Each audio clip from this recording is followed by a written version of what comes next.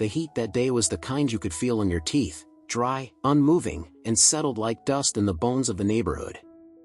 By 11 a.m., the sidewalk shimmered and the air tasted like melted pavement. But Marley had been out there since just after 9. She was 8, though most people guessed younger. Maybe it was her size. Or maybe it was the silence. She wasn't like the other kids who played with chalk or splashed in backyard pools. She stood there at the edge of Sycamore and 5th, her cardboard sign duct-taped to 2 milk crates, a plastic pitcher of lemonade sweating beside her. The sign read, "50 cents lemonade, to help my brother Liam Yellowheart." She hadn't added the heart for effect. It was just how she wrote his name. The lemonade wasn't fancy. Store-bought mix, filtered water, ice she'd borrowed from the neighbor's freezer when hers ran out. She poured it slowly, like each cup mattered. Like it counted for something. And to her, it did. What most people didn't stop long enough to ask was that her little brother Liam had been born with a rare lung condition. The kind with a name too long for even their mom to remember, and too expensive for insurance to fully cover. He was 5 now. Pale. Fragile. On good days, he laughed and danced around the house with her. On bad days, he couldn't sit up in bed without coughing until his lips turned blue. Their mother, Julia, worked double shifts at a diner on the edge of town. She never complained, but Marley had seen the unpaid bills hidden in the drawer beneath the silverware. Marley had overheard her talking to the pharmacist last week, something about the oxygen filters being overdue, and a new machine being out of budget. $40 was the number she heard. So that was the goal. $40. But by noon, she'd only made $3.50.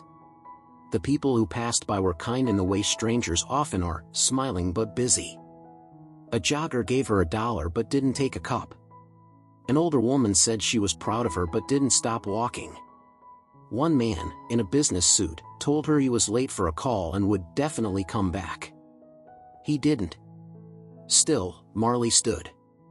She'd worn her nicest dress, a faded pink one with a missing button at the collar, and tied her hair in 2 small braids like her mom used to when they had time.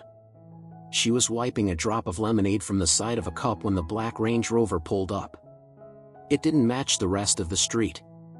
Clean. Shiny.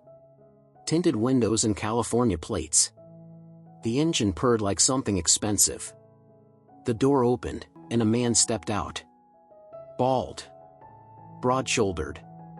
T-shirt, jeans, and a look in his eyes like he'd seen things and didn't need to prove it.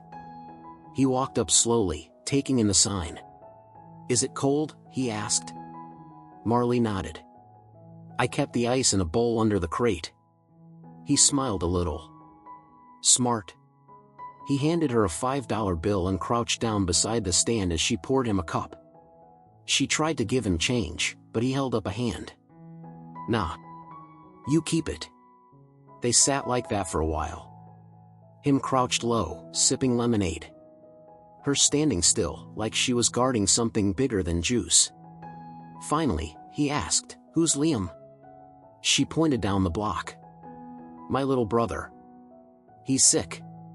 Needs a new machine to help him breathe. Mommy says we'll get it soon, but I wanted to help." The man was quiet for a moment, eyes fixed on her. "You're doing more than most grown-ups would." Marley shrugged. "He's my best friend." Then, just like that, her mom came running down the sidewalk, hair pulled back, apron still on, eyes full of panic. "Marley. Oh my God, I thought." She stopped when she saw the man. He stood slowly, careful not to alarm her.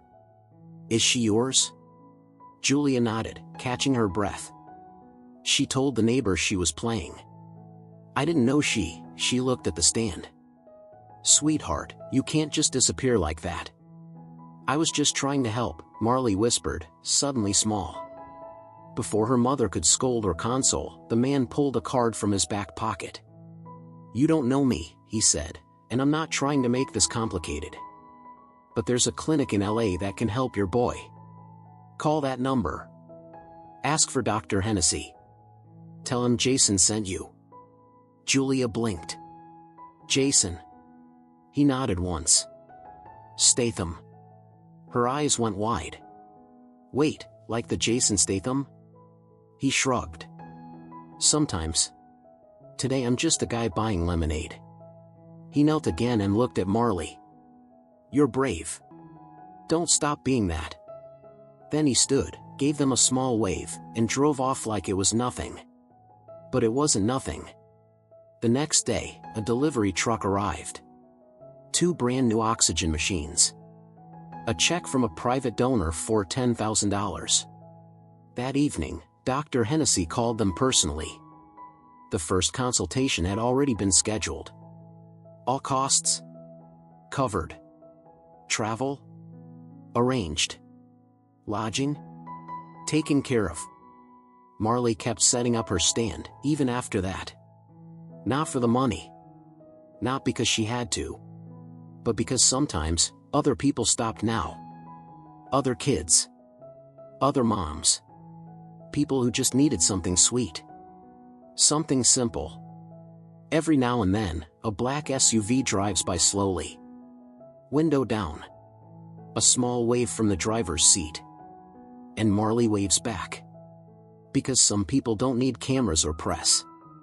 Some people just show up. They see a little girl trying to save her brother. And they decide to do something good. Just because they can.